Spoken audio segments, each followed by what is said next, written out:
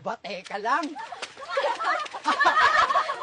Di pa nga ako nagpapalit ng brief, may asawa na agad.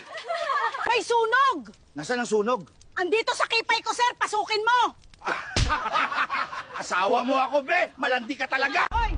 Yung streak natin, kulay gray na. Ano na, sunugin ko bahay nyo. Araw-araw ako nagtitiktok. Tapos kayo, isang araw lang walang reply. Huwag nyo akong sinusubok. Alam mo pre, wala pang katalo-talo tong manok ko. Kumpare, paano ba di matatalo yan? Eh di mo naman sinasabong. Tom, alam mo, ikaw lang susi sa puso ko.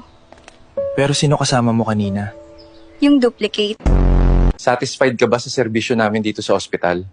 Paano kung hindi po, Doc? Ibabalik namin yung sakit mo. High blood ako. Ano ba kinakain mo? Gulay.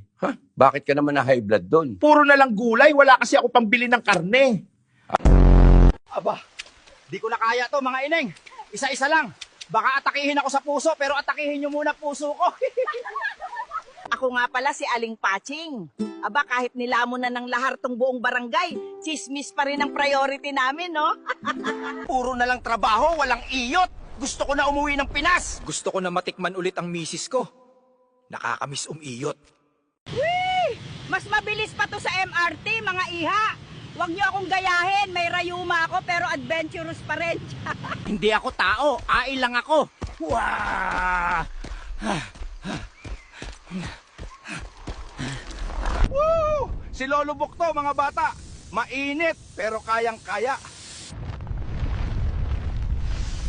Ang init sobra!